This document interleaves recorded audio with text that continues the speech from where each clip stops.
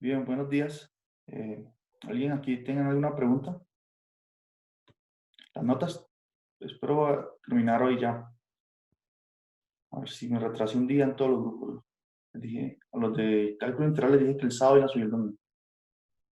Entonces ya ustedes puedo subirla hoy, la nota. Entonces yo les informo por el grupo. Entonces, la idea es continuar aquí con integrales de línea y vamos a ver cómo un hecho importante es que cuando uno está integrando, haciendo una integral de línea, ¿sí? ¿Qué pregunta?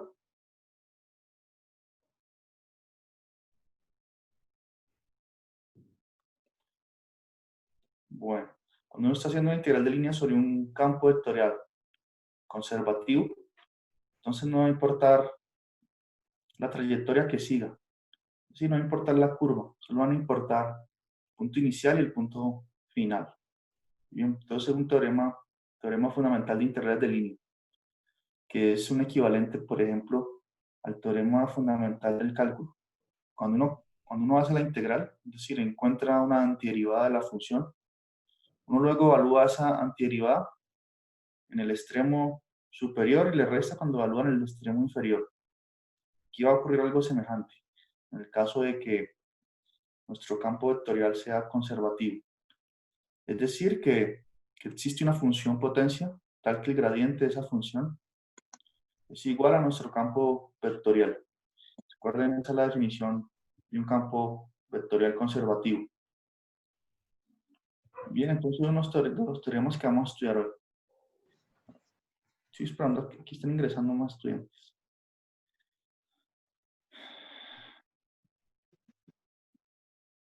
Entonces, en la última clase, ya, yo subí los videos a YouTube, pero no los envié, ahorita los envío al grupo, la clase del sábado. En esa clase estudiamos la definición de integrales de línea y leímos la interpretación de qué es el trabajo que se realiza sobre una partícula que se mueve en ese campo de fuerza, ¿no? Es decir, esas flechas que es una representación gráfica del campo vectorial. Entonces, esta fue la definición y dijimos pues que la forma de operar es igual, ¿no? Después de tener parametrizada la trayectoria, que es r de t, en ese caso uno calcula la derivada de esa trayectoria, que va a ser un vector, y lo multiplica con el campo vectorial. Esto aquí un producto punto. Entonces, cuando multiplico esos dos vectores, hago el producto punto, que es la multiplicación de coordenada a coordenada, y se va sumando. Esa multiplicación, pues ya me va a dar un escalar y ahí integro entre a y b, que es la variación del parámetro t. Eso fue lo que se hizo en la clase anterior. Y también estudiamos que esa integral de línea puede ser representada por medio de una forma diferencial. Bien, recordando que si escribimos f de esta forma, diciendo que m de x, y, z, la parte que me da la ubicación del punto, la coordenada x del campo vectorial, n la coordenada y p la coordenada z, bien, escrita aquí en términos en forma vectorial, donde i, j y k son los vectores canónicos. Entonces, si uno calcula R', viene siendo esto, derivar en cada componente la parametrización de la curva, miren aquí, y al hacer esa multiplicación y teniendo en cuenta que los vectores i, j, k definen una base ortonormal en R3, en otras palabras, i por i es 1, j por j, vector j por j es 2, y k por k es, j por j es 1, y k por k también es 1. Y teniendo en cuenta que i por j e i por k es 0, porque son ortogonales. Bien, entonces si uno hace esta multiplicación aquí indicada, haciendo propiedad distributiva, obtiene esta forma diferencial aquí. Este ejemplo fue estudiado en el segundo video que les voy a enviar hoy de la clase anterior. El video está en YouTube ahí. No recordé enviarlo al grupo. Bueno, entonces quiere decir que de esta forma también nos pueden presentar una integral de línea. Es decir, sin el a y el b simplemente es indicando m de x más n de y más p de z, como en este caso, miren. Y resolvimos este ejemplo 2.8. No sé si alguien se acuerda o este ejemplo lo resolvimos, pero no, bueno, cuando planteamos aquí la integral ya de variable real, en términos del parámetro t, aquí quedaron unos pasos que no hicimos, que ya era una integral conocida de una variable real simplemente. Pero aquí, ¿cuál fue la clave entonces? Lo primero fue parametrizar la curva de 3 dimensiones.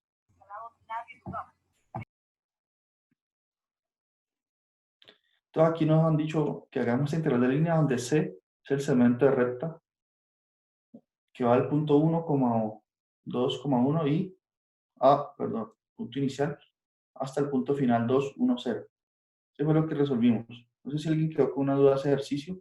Si quiere que lo repitamos aquí rápidamente o paso ya al teorema fundamental de integrales de línea.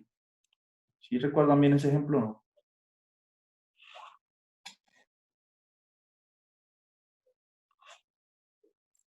Sandri, ¿qué dice?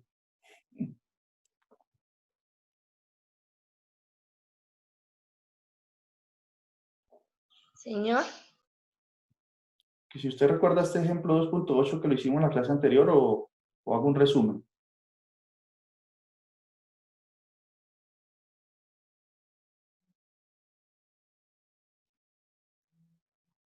No sé Dice. si quiere haga un resumito, porque es que la clase pasada yo estoy un poco ausente.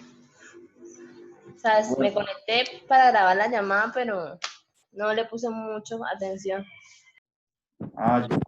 Sí, profe, lo que pasa es que yo también la clase pasada pues estaba sin luz y no pude ingresar. Bueno, este es el ejemplo, un ejemplo sobre cuando la integral es planteada de forma diferencial. Entonces, aquí nos están diciendo que esta es el m de x, y, z, esta función, que me está dando, recuerden que f es un campo vectorial, entonces ese es el m que está aquí. Me está indicando quién la coordenada x del nuevo vector. Bien, porque el campo vectorial está recibiendo el vector de coordenadas x, y, z, y le está enviando a este nuevo vector. Entonces, este es m asociado al x. Y el diferencial me indica quién es cada expresión aquí. Como esta expresión x está al lado del de y, quiere decir que n de x, y, z es simplemente x. Y p de x, y, z, esa función es y por z. Bien. Y dice que c es el segmento de recta que une estos dos puntos. Entonces, lo primero que uno debe hacer es parametrizar ese segmento. Que eso ya lo estudiaron en el álgebra lineal. Sin embargo, aquí lo recuerdo. Para uno parametrizar un segmento de recta, debe primero encontrar el vector director de la recta. Bien, ¿cómo se determina? Si yo quiero ir de este punto 1, 2, 1 al punto 2, 1, 0, tengo que hacer la resta entre el punto final, donde quiero ir, menos el punto inicial.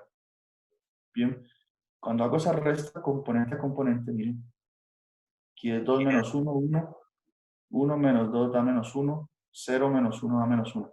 Luego tengo este vector, este nuevo vector, es el vector director. Bien, por lo tanto ya, eso es teoría de álgebra lineal. La ecuación paramétrica de la recta que pasa por estos dos puntos va a ser t veces, donde t va a ser nuestro parámetro, el vector director, más el punto inicial, es decir, el punto aquí en el que estoy definiendo la recta. Entonces, este parámetro t es un número, es un escalar. Este parámetro distribuye sobre el paréntesis ahí, aquí distribuye, y luego hago la suma. Entonces me haría, por ejemplo, 1 por tt menos t menos t. Cuando sumo me haría 1 más t, bien, porque he distribuido aquí y luego estoy sumando. Mira, aquí cuando distribuyo t me haría menos t, más este 2 me haría 2 menos t. Aquí me da nuevo menos t, más el 1 de este vector, da 1 menos t, porque uno suma componente a componente. Entonces aquí tengo esta ecuación, que es la denominada ecuación paramétrica de la recta que pasa por estos dos puntos. Bien. Y eso es lo que yo requería, porque nosotros queremos parametrizar cada una de las coordenadas de esa recta. Entonces, miren, este vector que está aquí, ahorita se puede escribir en forma vectorial, usando los vectores I, J, K, de esta forma que está aquí. ¿Y quién va a ser x de t? X de t va a ser esta primer componente, va a ser 1 más t. ¿Y por qué estoy calculando esos x de t, ese y de t? Porque es fundamental para poder usar esta fórmula aquí de la mitad. ¿Bien? Está en términos de la parametrización de la curva C sobre la que estoy integrando. Entonces x de t va a ser 1 más t, y de t va a ser esta segunda componente. Entonces y de t va a ser 2 menos t. Bien, me parece aquí. Sí, y de t es 2 menos t. Y z de t va a ser 1 menos t. Entonces ya tengo la parametrización, ¿no? Que es un gran avance. Ahora, ¿qué es lo que uno debe hacer? Bueno, seguir esta fórmula que está aquí. Es decir, aquí donde aparece x, y y z, lo sustituyo por x de t, y de t y z de t. Bien. Y estos diferenciales, aquí aparecen varios diferenciales. Diferencial con respecto a x, diferencial con respecto a y, con respecto a z. Entonces, cada uno de esos diferenciales se va a tener que escribir en términos del diferencial de t, es decir, del diferencial de la parametrización. Entonces, ¿cómo logro encontrar esos diferenciales en términos de t? Así, miren. Si ya sabemos que x de t es 1 más t, y es la primera coordenada de este vector, entonces si derivo esta función aquí con respecto a t, ¿qué me da? La derivada de x con respecto a t, usando la notación de x sobre t, eso me da 1. Bien, la derivada de 1 es 0 y la derivada de t es 1. Es decir, que de x sobre t es igual a 1. Por lo tanto, de x, ese de t que está dividiendo lo paso a multiplicar, ya que de x es igual a 1 por dt. Mejor dicho, de x igual a dt. Entonces aquí voy a sustituir ese de x por el mismo de t. Bien. Igual en las otras partes. Este de y aquí, tengo que encontrarlo en términos del dt. Como yo sé que y es la segunda componente y de t de este vector de aquí, es decir, que y de t es 2 menos t, cuando derive con respecto a t, me queda que eso es igual a menos 1. Por lo tanto, nuevamente me queda una división de y sobre dt igual a menos 1, lo que implica que de y es igual a menos dt.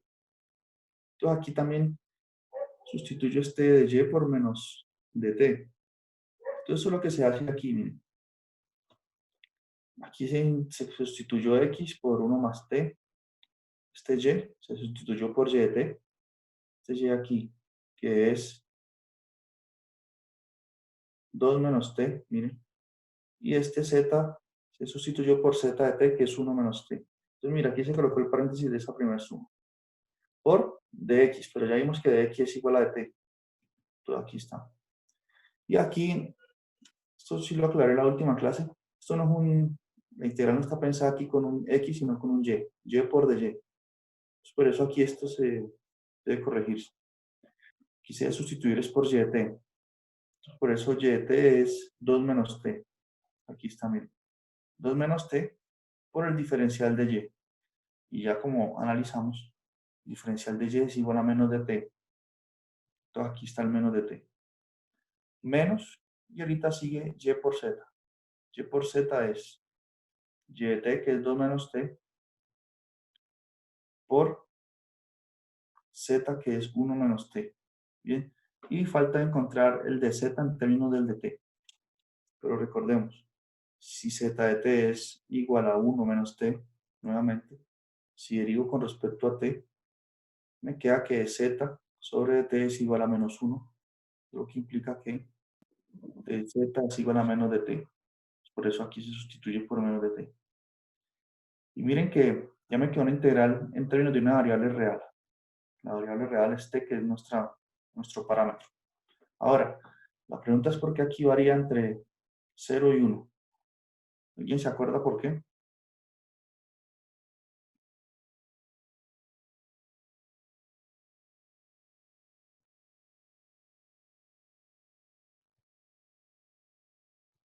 ¿Por qué el parámetro varía entre 0 y 1?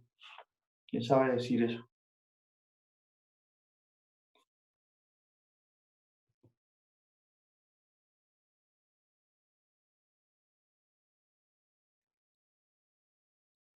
¿Linares sabe decir o no? No, no me acuerdo. Bueno, ¿y Cleimari? No, señor, tampoco. Entonces recordemos, estamos parametrizando la recta que une el punto 1,2,1 con el punto 2,1,0. Es esa recta ahí. Entonces, esta es la parametrización, como bien dijimos, de la recta. Entonces, miren, cuando t vale 0, si miramos esta forma funcional aquí, si t vale 0, esta parte de aquí se anula, ¿verdad? Porque 0 por el vector daría 0. Y me quedaría solamente el vector que está aquí, el punto inicial 1,2,1. Entonces, en 0 estoy en el punto inicial. Y cuando t vale 1, si quieres lo sustituimos aquí, t por 1. Si t vale 1, me queda 1 más 1, 2, 2 menos 1, 1, 1 menos 1, 0. Entonces, si t vale 1, llego a este punto 2,1,0. Es decir que en 0 estoy en el punto inicial y en 1 estoy en el punto final del segmento que es la curva C. Por lo tanto, cuando t varía entre 0 y 1, voy generando todos los puntos intermedios. Bien, es por eso aquí va entre 0 y 1. Porque esa es la variación del parámetro que requiero para generar el segmento que une estos dos puntos. Si t varía desde menos infinito hasta infinito, pues voy a generar toda la recta que pasa por esos dos puntos. Pero eso no es lo que yo quiero, quiero es solamente ese pequeño segmento que une los dos puntos. Por eso aquí esta integral está planteada en la variación del parámetro que es de 0 a 1. Y aquí, bueno, quedó esta integral.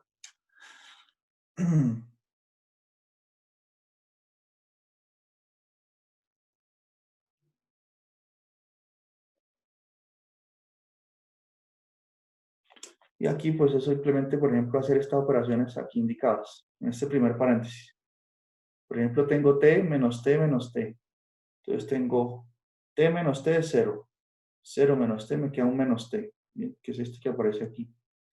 Y me queda 1 más 2, 3 más 1, 4. Entonces, por eso aquí esta primera parte queda 4 menos t por dt. ¿Qué más ocurre aquí? Es que aquí hay un pequeño detalle.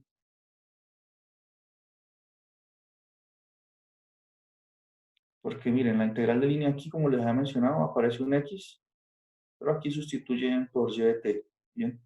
Sin embargo, en la otra línea ahí sí se sustituyen de nuevo por x de t, que es 1 más t. Entonces, a ver, ¿con qué vamos a trabajar? Entonces, pensemos que el error fue aquí se equivocaron.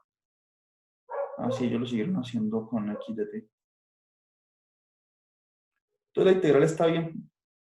Uno sigue esta misma idea, sino que aquí, noten, aquí uno sustituye x por x de t. Y x de t es 1 más t. Por lo tanto, aquí donde está este 2 más t, lo que debe ir es 1 más t, ¿no? Y por eso aquí, si lo que se corrige, se coloca 1 más t. Ahora, ¿qué fue lo que se hizo luego? Este menos que está aquí se distribuye y queda menos 1. Este menos, que está acompañando el diferencial de t. Este menos se distribuye y queda menos 1 menos t. Bien.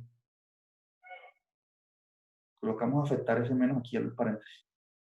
Y aquí este menos, bueno, yo puedo lo puedo dejar ahí. Y primero hacer esta multiplicación aquí indicada, ¿no? Porque yo debo multiplicar 2 menos t por 1 menos t. Sin embargo, ese menos que está aquí señalado, con el menos que aparece aquí en el diferencial de t, ellos se pueden multiplicar y usar ley de signos.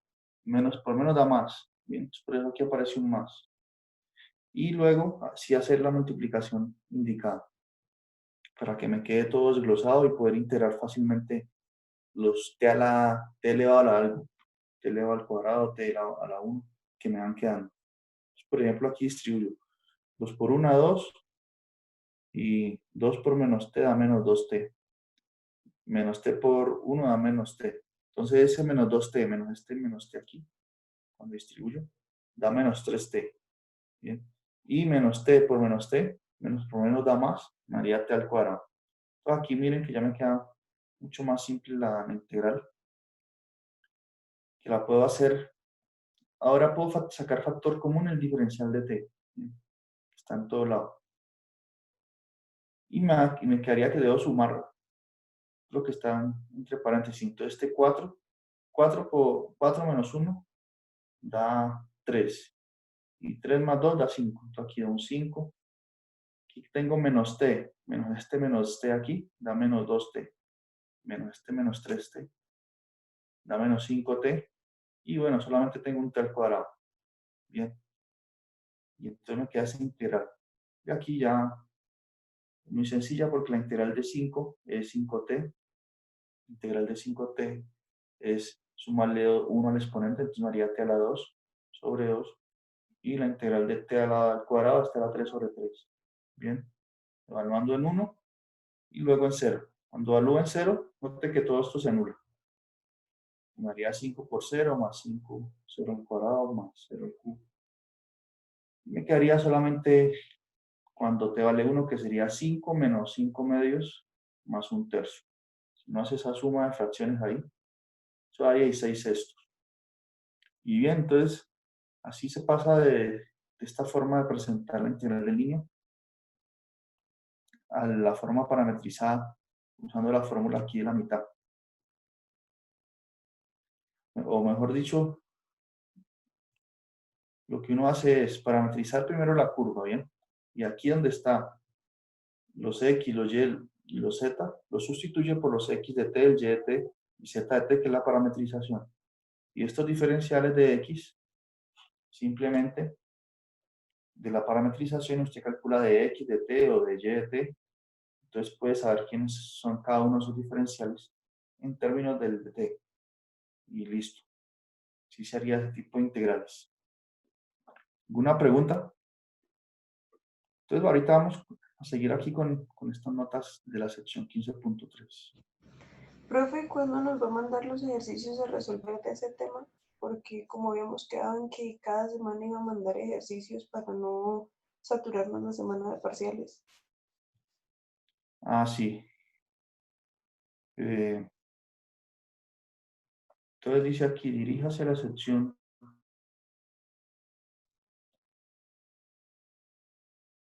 Entonces veamos. Aquí dice problema 932. Creo que estos ejercicios hay que hacerle unas modificaciones.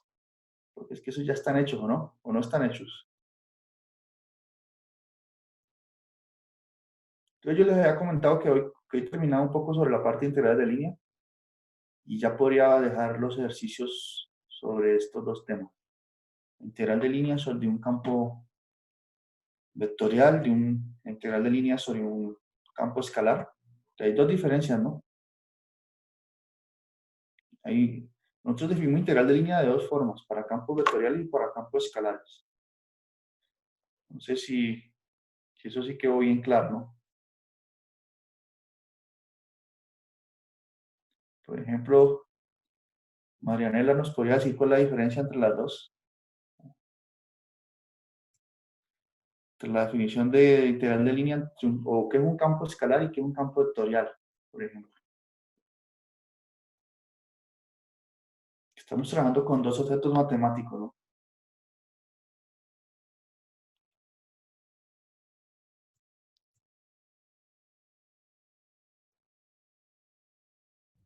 O Kevin podría decir cuál es la diferencia entre un campo escalar y uno vectorial.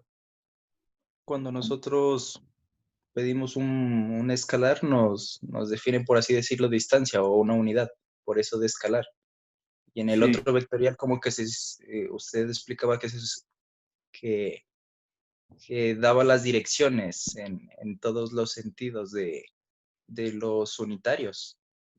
eso. Esa es la idea, sí. Es decir, veamos aquí un momentico porque eso tiene que... Recuerde que estamos integrando dos tipos de funciones. Las escalares son las que hemos trabajado desde el inicio del curso. Una función escalar es, por ejemplo, esa que a un vector o a un punto le envían un número. Por ejemplo, una función escalar puede ser, generalmente se usa la letra F minúscula, ¿no? Para indicar que es escalar. Y por ejemplo, puede ser una función como la siguiente. F evaluado en XY es igual a X cuadrado más Y cuadrado. Entonces, el punto de XY se está enviando en un número. ¿Qué número? La suma de los cuadrados de las componentes de ese punto. Entonces, se está enviando un número, a eso le llama un campo o una función escalar. Y un campo vectorial, como usted lo indica, toma un punto de coordenadas XY, miren, por ejemplo, este campo, y lo envía a otro punto. Y esos son los que tienen esta representación. Entonces, nosotros definimos integral de línea primero para funciones escalares. Bien. Entonces, aquí está, miren, que se usan estas fórmulas que en las notas, en unas notas que hice en la clase anterior, en las que les dije cómo calcular una integral de línea en un contorno circular, por ejemplo. Ahí, en estos casos, se usan estas dos fórmulas, ¿no? Esta y esta. Y note que aquí se tiene una forma de usted recordar que es un campo escalar que aparece en la notación de F minúscula. Y bueno, el campo escalar se definió la integral de línea de esa forma. Que venía siendo, si me permiten aquí, solo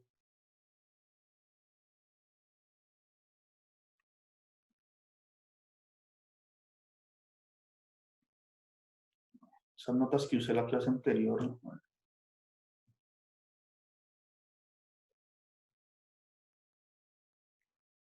Entonces, mire, esta integral de línea le di un sentido el sábado, que lo podríamos pensar como el área que se forma. Suponiendo que yo tengo esta función f minúscula, es una función escalar, y en particular, si depende de dos variables, de x y y, si la graficamos, eso es lo que me define una superficie, ¿no? Cada punto que está aquí en el plano XY se le asocia a un punto en el eje Z, y si graficamos todo eso, eso me define una superficie aquí en el plano XYZ. Ahora, lo que yo dije ese día es que si tenemos una curva C aquí en el plano XY, y esa curva, todos los puntos de esa curva lo evaluamos en la función escalar, eso me define esa otra curva aquí, esa altura. Bien, para cada punto, por ejemplo, para este punto se envía en esta altura Z, y así sucesivamente. Entonces la curva C que está en el piso se eleva en esta nueva curva aquí, en el plano X, Y, Z, en 3 dimensiones. Y la integral de línea puede interpretarse como el área que se forma entre la curva que está aquí arriba, que tiene 3 coordenadas X, Y, Z, y su proyección, que es la curva C, que está en el plano X, Y. Esa es la definición de integral de línea, una interpretación de qué es lo que es la integral de línea en términos de área. Y es una integral de línea para un campo escalar, ¿no?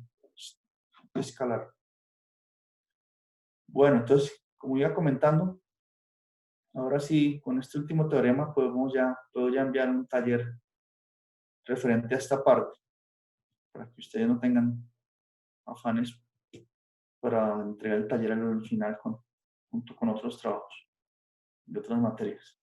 Entonces veamos estas notas aquí y ahí ya les dejo, les dejo el taller.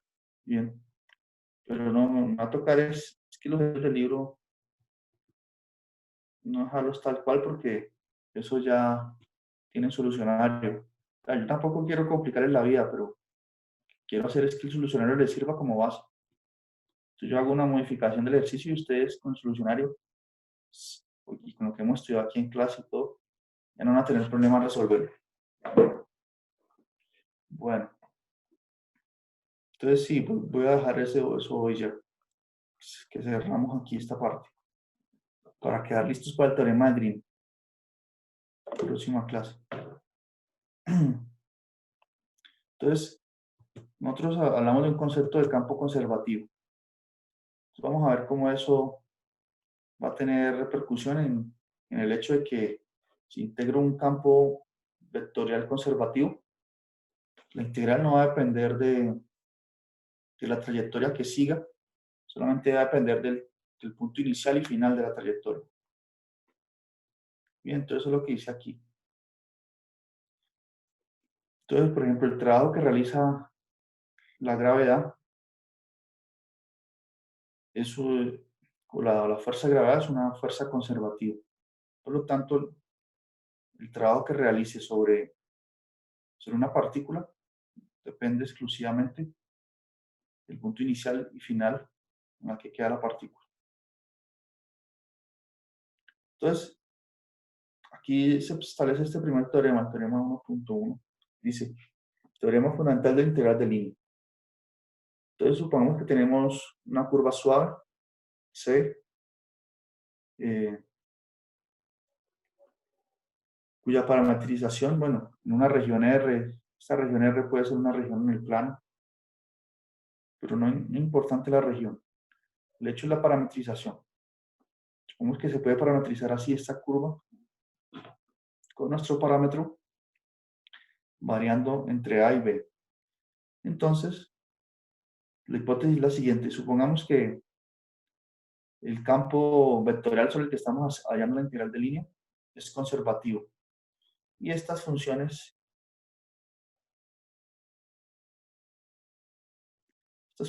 m y n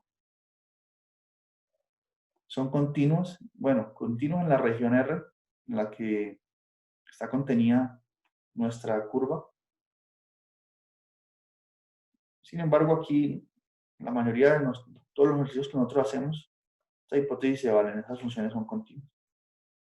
Entonces, en ese caso, la integral de línea del campo vectorial, que es definida así como f.dr, que es lo que acabamos de ver, es igual, a su vez, a el gradiente de f por dr. Entonces, aquí, ¿por qué aparece ese gradiente? ¿Por qué hipótesis del teorema me dice que aquí aparece este gradiente?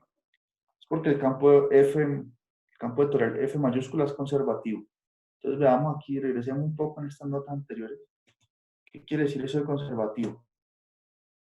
Nosotros hicimos la definición aquí. Entonces, un campo es conservativo si existe una función escalar, por eso aquí se usa la letra f minúscula, tal que su gradiente coincide con nuestro campo vectorial. ¿Bien? De hecho, nosotros estudiamos cómo encontrar esa función potencial. ¿Bien? Es decir, que si nos dan un campo, por ejemplo, esta es una pregunta que va a salir, por ejemplo, si nos dan un campo vectorial f mayúscula, primero nos van a pedir, prueben que ese campo es conservativo. Entonces, en ese caso deben usar un teorema que indica cuándo un campo es conservativo, dependiendo de sus componentes m y n, que es ese teorema 1.7. Si ustedes ya probaron que es conservativo, entonces quiere decir que existe esa función potencial.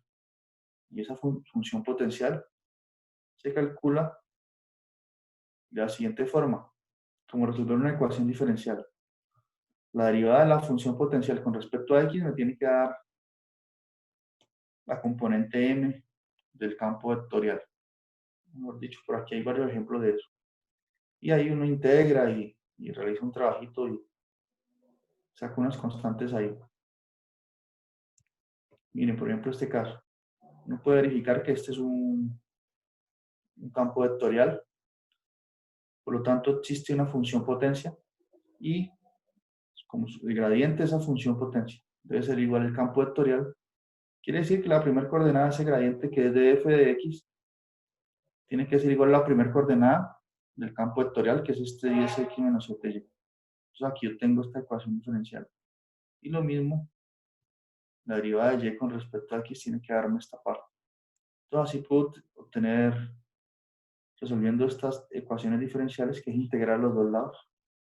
Por ejemplo, aquí integro los dos lados con respecto a x y aquí con respecto a y. Y ahí voy obteniendo esas constantes. Uno puede encontrar esa función potencial. Y de hecho conviene encontrarla, porque miren, el teorema está siendo generoso si tenemos esa función potencial, porque dice f, que es lo mismo que el gradiente de la función potencial, esa integral ahora así planteada es igual a la función potencial evaluada en xb, yb, es decir, en el punto final de la trayectoria. Bien, porque miren, el parámetro varía entre a y b. Entonces, cuando t vale b, estoy en el punto final. Me haría aquí x de b, la coordenada y, perdón, la coordenada x, y y de b. Entonces sería la función potencia evaluada en punto inicial, perdón, punto final menos la función potencia evaluada en el punto final, por medio de la parametrización. Entonces, ¿qué va a ocurrir? Que el problema ahora de calcular la integral de línea se va a reducir, en el caso en el que nuestro campo vectorial sea conservativo, se va a reducir a encontrar esa función potencia. Bien. Entonces ya no tenemos, en estos casos, que ponernos a parametrizar la curva ni hacer ese trabajo adicional. Nuestro trabajo es ir simplemente a esta función y evaluarla en los extremos de la trayectoria. Bien, ¿quedó clara esa parte ahí? El teorema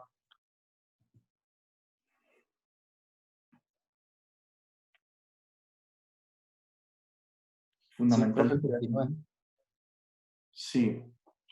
Y miren que este teorema tiene mucha similitud con el teorema fundamental del cálculo. Porque recuerden una cosa, si vámonos al mundo de una variable real simplemente. La integral, por ejemplo, de f' de x por dx, una antiderivada de la función f' es la función f. Entonces, por el teorema fundamental del cálculo, eso va a ser f evaluada en b menos f evaluada en a. O por ejemplo, como hicimos esta integral anterior aquí. ¿Uno qué hace? A ver. Mire, integramos esta función. ¿Cuál es una antiderivada de esta función? Lo que está aquí. Y luego lo evaluamos simplemente en 1 y le restamos cuando evaluamos en 0. Punto final, punto inicial. Entonces esa misma idea se está generalizando aquí. Eso es lo que se pide esa condición. Bien. Ahorita sí vamos